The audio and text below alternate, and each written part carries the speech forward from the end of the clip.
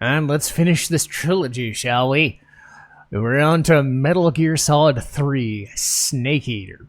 Now, personally, I like the first game the most. I like the gameplay of the second game the best, but the story and the characters in the third one put them to shame. And I'm not a huge fan of the survival mechanics and junk, but it does add an interesting element to things, especially if you want to replay things and learn things and do cool stuff. I think the setting in 3 is its own unique beast, and it's definitely a change from the sterile and kind of drab nature of the shell in 2. But for me, I want to play this and show off as much stuff as I can. As much as I'd like to just skip the end, I think I'm going to have to bite the bullet and show that off for sure, because I'm only really going to get one playthrough of this. But hey, there are ways to get around the end if you want to replay it and never want to deal with that fight again. Trust me, it sucks. But I know where the thermal goggles are, so it should be less painful for that fight and a couple others. But anyway, rather than me putting around, let's get to it. Funny enough, before I tried loading this a minute ago and I didn't like how I started the game, I'm a little too slow for my takes, I found out there's multiple difficulty modes that weren't available in the original. Something called European Extreme, which is you get caught, the game ends. That's a bit extreme for me. Anybody who's seen these know I play these on easy. I try to play anything as I can on easy, or want things to be easy, so who knows. But anyway, let's get to a new game. You get some options here. You get the first one. It's the blocky head from the first game. You do this, you get a mask of Raiden, I think, and I forget what happens if you do 3. But let's find out, shall we? And yeah, there's that European Extreme. No thanks. I'm not doing that. After the end of World War II, the world was split into two, East and West. This marked the beginning of the era called the Cold War.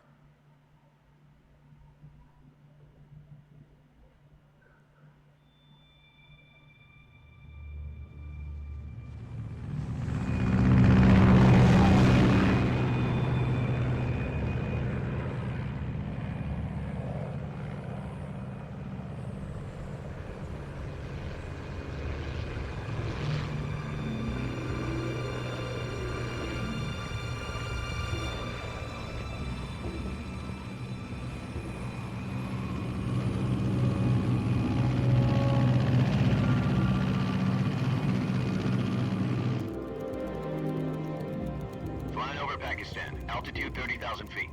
Approaching Soviet airspace. 20 minutes to drop off. Commencing internal depressurization. Equipment check. Arm main parachute. All right. You ready to go? Drop zone still showing a high pressure mass. Cav okay. Good. We've got high visibility.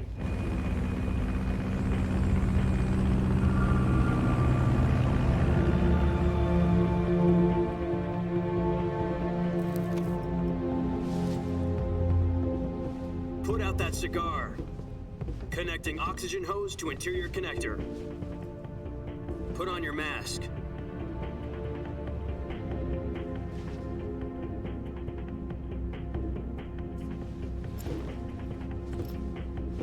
Does this panty waste know what he's doing? Approaching release point. 10 minutes to drop off. Hey, are you deaf? He said put out the cigar and put on your mask. But smoking's good for me. Totally don't smoke, people. What's also not good for your health is skydiving. Pressurization complete. Checking oxygen supply.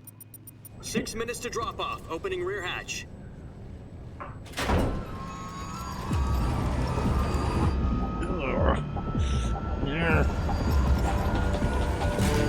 Sunrise.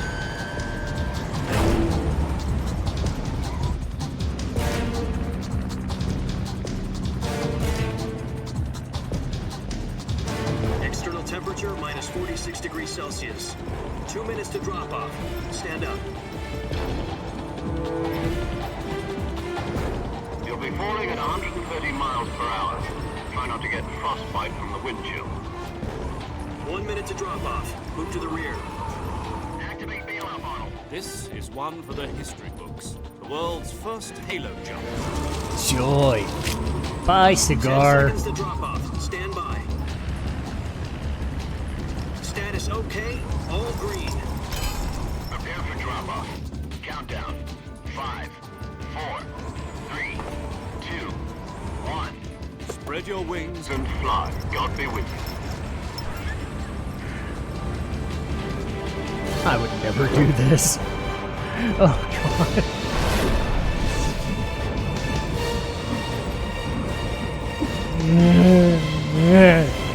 Snake looks like he's having a ball, though. In fact, it's almost as if he's got tons of time for an internal monologue about how he got here. Jack, I've got some important news. The head of the CIA has finally given us the green light for the virtuous mission.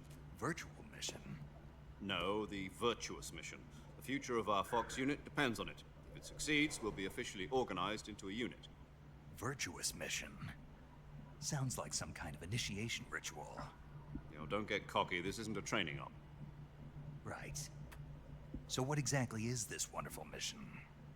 Well, about 2 years ago, a certain Soviet scientist requested asylum in the West through one of our moles. His name is Nikolai Stepanovich Sokolov. He's head of the OKB 754 Design Bureau, one of the Soviets' top-secret weapon research facilities, and the East's foremost expert on weapons development. Sokolov? Isn't he that famous rocket scientist? The very same. On April the 12th, 1961, the Soviets achieved the first manned spaceflight in history. The Earth was blue, but there was no God. Well spoken. The rocket that carried Yuri Gagarin to orbit was the A-1, known as the Vostok rocket. Sokolov is said to be the man most responsible for the multi-engine cluster used in that rocket. After Gagarin's flight, Sokolov left rocket development to become the head of the newly established Design Bureau. From a lowly technician to head of a design bureau, that's quite a success story. So why do you want to defect? It seems he'd become afraid of his own creations. Afraid? Call it a crisis of conscience. And for that, he left his country and his family behind and went over the fence? Not exactly. One of his conditions was that his family was also to be taken safely to the west. We used a mole to get the family out first, and succeeded in sneaking Sokolov over the Berlin Wall shortly afterwards. I was the one who conducted the operation. The security on the eastern side was still full of holes back then. Then what? We got Sokolov over in one piece, but the whole ordeal had left him exhausted, and we checked him into a hospital in West Berlin. It took him 2 weeks and more than 600 miles to get from the research facility in the Soviet Union to Berlin. He was in no condition to say anything coherent. And it was only a week later that we had something much bigger on our hands. The Cuban Missile Crisis. October the 16th, 1962, President Kennedy received word that the Soviets were in the process of deploying intermediate-range ballistic missiles in Cuba. The President demanded that the Soviets dismantle and remove the missiles. At the same time, he announced a naval blockade to prevent further missile shipments from reaching Cuba. But the Soviets didn't back down, instead placing their armed forces on secondary alert. Soviet transport ships carrying missiles continued on course towards Cuba. US and Soviet forces went on alert for an all-out nuclear war. Frantic negotiations were conducted through the UN's Emergency Security Council and unofficial channels to end the hair-trigger standoff. Finally, on October the 28th, the Soviet Union agreed to remove its missiles from Cuba, and so the world avoided a nuclear holocaust. But in order to get the Soviets to pull their missiles out, we had to make a deal.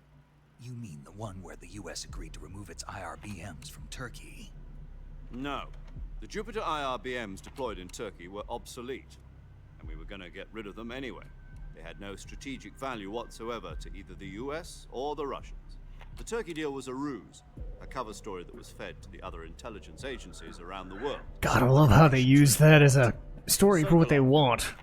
They wanted us to return Sokolov. Just... You mean the Soviets pulled out of Cuba just to get their hands on Sokolov? That's right. What the hell was he working on? At the time, we had no idea. We were running out of time. It was either give up Sokolov or risk full-scale nuclear war. One dude. Choice. President Kennedy gave in to Khrushchev's demand. The next day, I got Sokolov out of the hospital, handing him over to agents on the eastern side. Sokolov kept on screaming, "Save me," until he disappeared from my sight. Then a month ago, we received some new information from one of our moles. About Sokolov? Yes.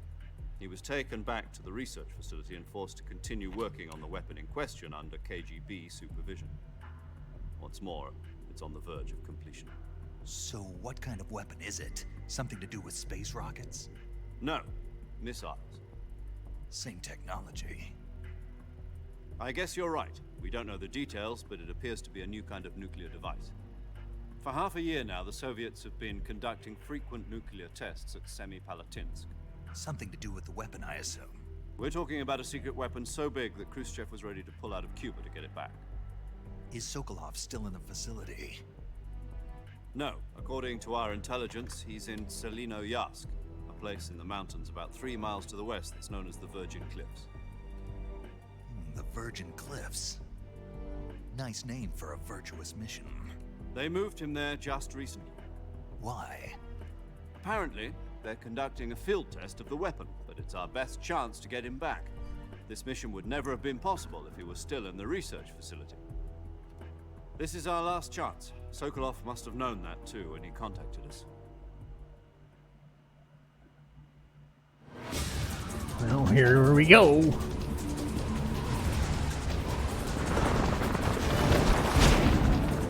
Whee! I like falling.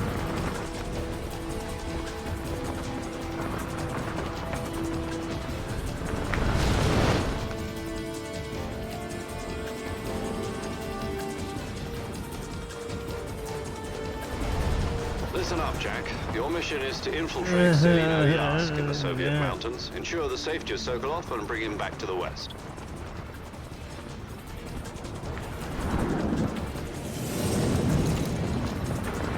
If we don't get Sokolov back before that weapon is complete, we'll be facing a major crisis. The clock is ticking.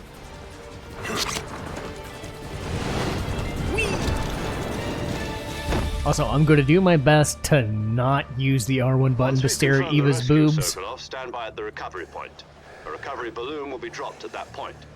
I'll try. The balloon will be pumped into the balloon to inflate it. The process takes about 20 minutes. Once it's complete, the gunship's arm will latch onto the balloon and pull it up.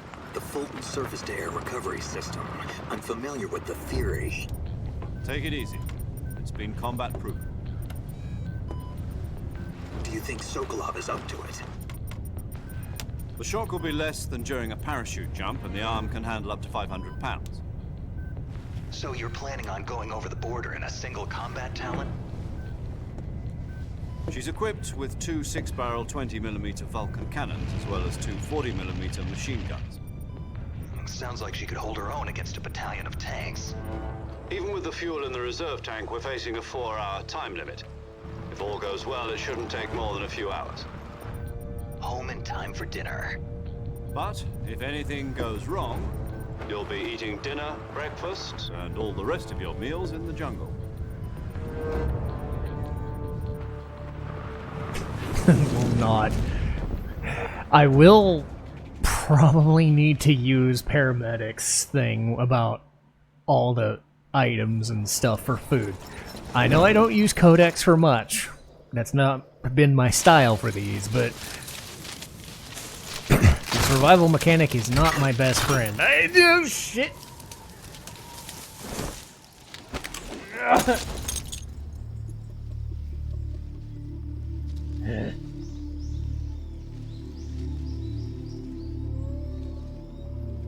Shocked his ankles and his foot aren't broken.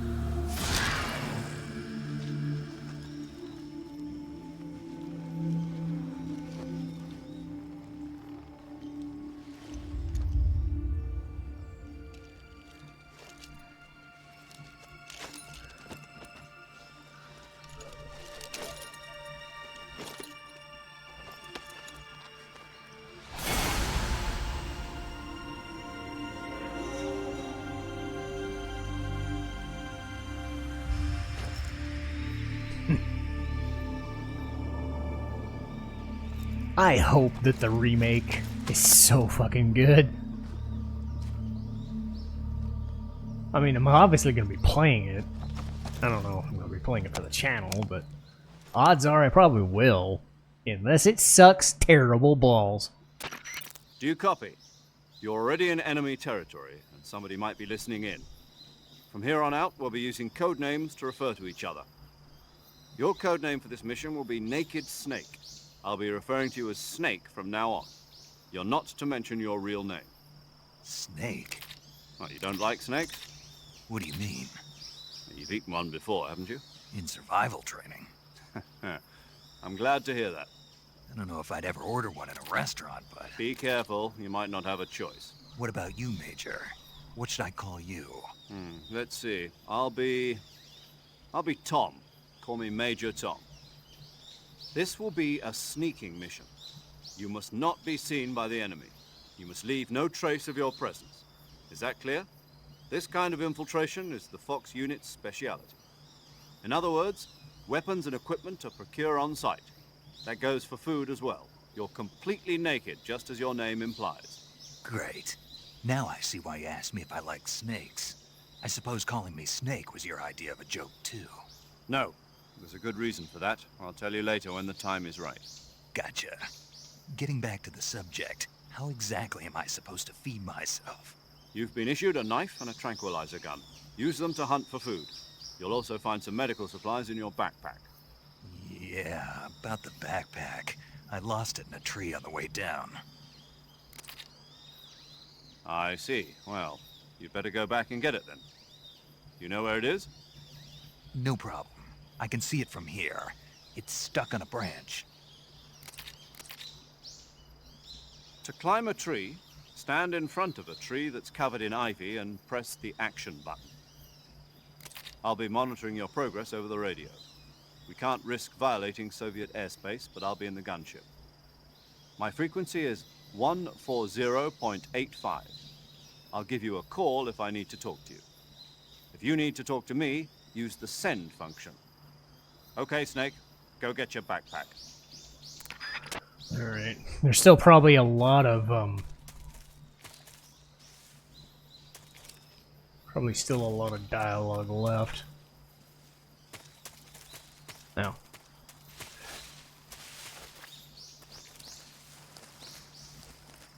So I'm not cutting this episode just yet.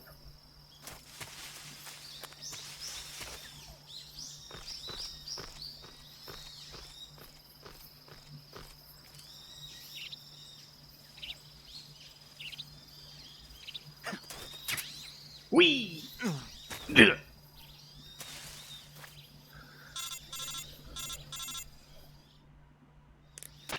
I see you've retrieved your backpack, Snake. Yay! Shocked I didn't get a To trophy. equip a weapon, it's necessary to take it out of your backpack. In the survival viewer, choose Weapon from the backpack. Your available weapons will be displayed in a window. The way in he the says upper left. backpack. From that list, choose the weapon you want to equip and press the Enter button. For other equipped items, just do the same thing from Item. Got it. Use the survival viewer backpack. Yep, that's right. Survival is fundamental to this mission. After you've been out in the field for a while, your stamina will start to drop. If your stamina gets too low, it'll affect your performance.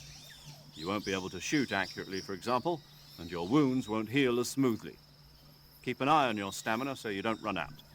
To recover lost stamina, you can hunt for local flora and fauna. You can use either your tranquilizer gun or your knife to hunt. My only weapon is a Mark 22 Hush Puppy tranquilizer gun? That's right. It's been fitted with its own suppressor. However, the suppressor will deteriorate every time you fire. Once its durability reaches 0, the noise suppression effect will be gone.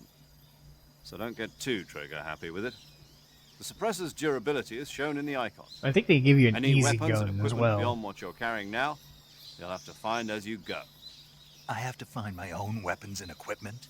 Whose crazy idea was this anyway? Solo covert actions are standard Fox operating procedure. You can't leave any traces of your presence. No weapons, equipment, footprints, sweat, or bodily waste. The same goes for bullets and cartridges, too. Your presence in enemy territory is already a violation of international conventions of warfare. There aren't supposed to be any American soldiers in Russia. It could spark an international incident. You can't let anyone see you. You can't let the enemy know you're there. This is a stealth mission. You're a ghost, Snake, in every sense of the word. And there'll be no rescue if you're captured. The military and US government will deny any involvement in the affair. Then I'll just have to take care of myself, huh? I'm afraid so. You've been given a fake death pill for that purpose. SIS guidelines stipulate that soldiers on covert ops like this one be issued a potassium cyanide capsule. Tape it to your body so you can take it when you need to. How generous of you. Use it if you're taken prisoner by the enemy. It'll send you into a state of false death for a short time. Fooling them into thinking that I'm really dead. So, how do I come back to life? Just take the revival pill. You mean that thing they put in my tooth before the mission? That's the one. But be careful. If you remain in a state of false death for too long, nothing will be able to bring you back. Remember that. I'll keep it in mind. You said this was a solo mission, right? Right. I guess that means I can't count on any reinforcements. Correct. The mission rests entirely in your hands. A real one-man army. Relax. There's a support team ready to back you up over the radio. Who? I'll introduce them to you. This time, survival is of utmost importance. The first member of the support team will be in charge of monitoring your physical condition, acting as a medic, so to speak, as well as recording your mission data. She's a member of Fox as well, and she's here on the gunship with me. She? Hello, Snake. I'm paramedic. Nice to meet you. Paramedic. As in a medic who comes in by parachute. Aren't you going to tell me your real name? Are you going to tell me yours, Mr. Snake? My name, huh? It's John Doe. And they call you Jack for short. You're a regular Captain Nemo. A name means nothing on the battlefield. After a week, no one has a name. I've heard that What's before. your name? Jane Doe. Very funny. I wasn't joking, but I'll tell you my name only if you manage to make it back alive. My frequency is 145.73. She's also in charge of recording your mission data. Whenever you want to save, send a message over the reserved save frequency, 140.96. So saving lets me record my mission data.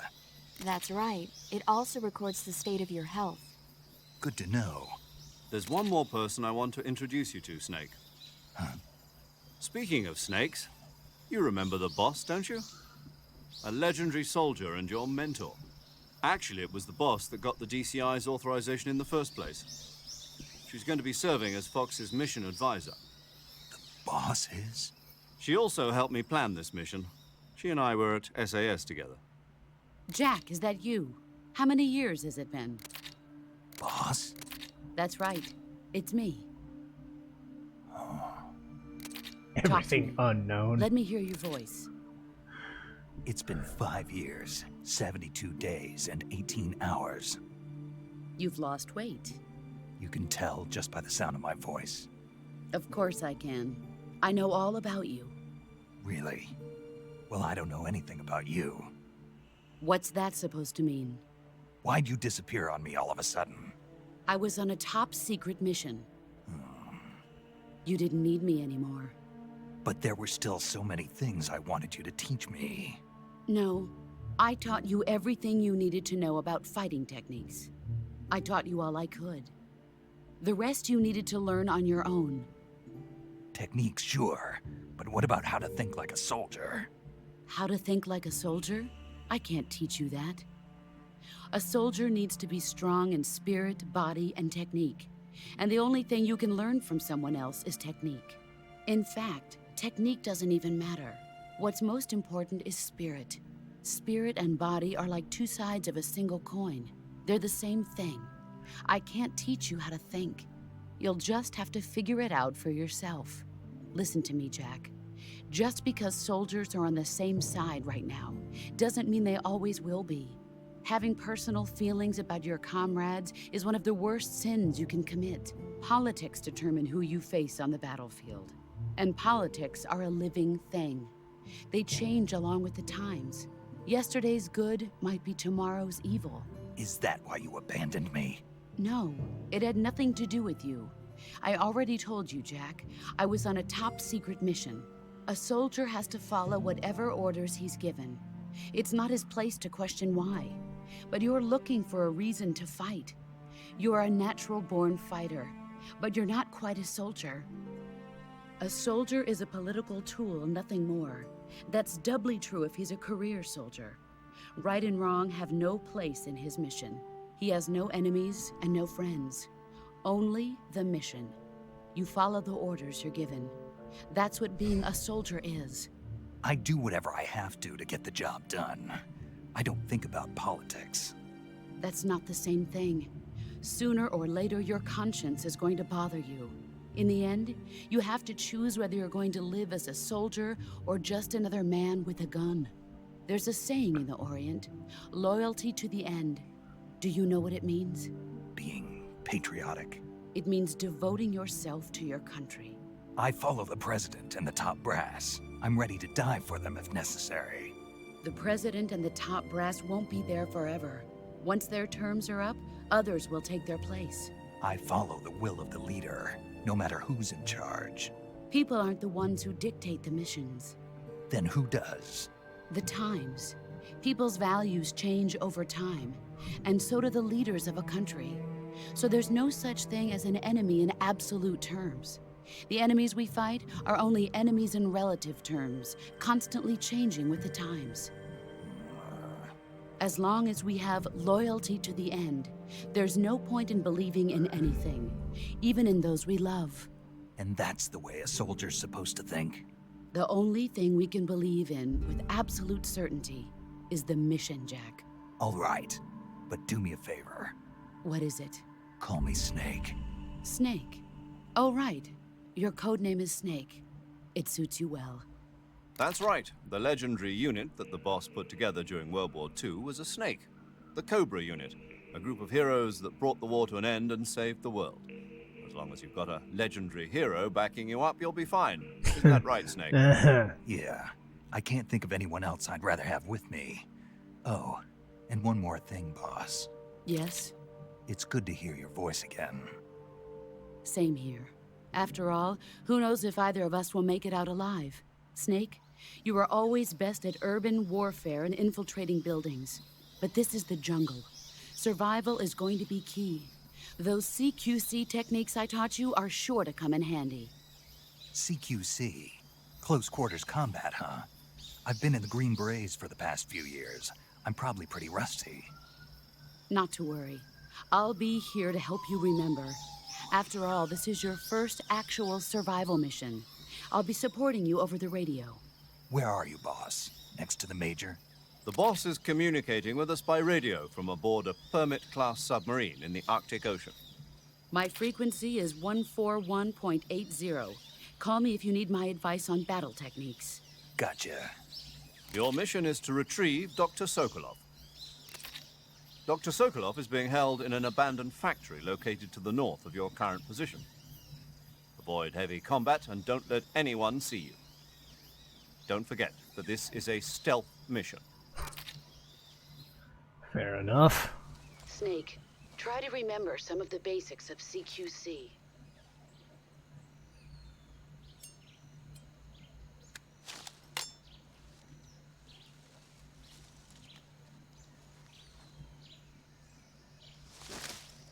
Commencing virtuous mission now. All right. So we got all that. Backpack. Easy gun. Yay. That's what I'm going to use. But I'll deal with all that crap on a different episode. What I need to do right now is save. Saving the game, Snake? Yes, thank you very much. It's so nice to play this game again. It's been a while. Hey, Snake, you ever heard of Godzilla King of Monsters? No, what is it? It's a movie. You haven't seen it? What's a movie? It's about this monster called Godzilla who grows to an enormous size in a nuclear test and goes on a rampage in Tokyo. Nuclear test, huh? Then the Marshall Islands must be crawling with giant monsters right about now. It's just make-believe. Maybe that's why my pants have been so tight lately. Snake, it's a movie, not a report out of Los Alamos. I know. So then what happened? Godzilla is immune to all weapons, and humanity has no way to stop the monster. Dr. Shirazawa develops a new type of weapon, but meanwhile, Godzilla is getting closer and closer to Tokyo, obliterating everything in its path. It was originally a Japanese movie, but they made an American version, too. I recommend seeing the original Japanese one if you ever get the chance. It's mostly mindless fun, but it's also got a serious anti-nuke They message. also made a shitty movie in the 90s, too. You'll just have to go to Japan. Wasn't Matthew Broderick in that That's one? too bad. Well, if you wait 40 years, you might be able to see it in America, too. No. 2004 will be Godzilla's 50th Oh. birthday.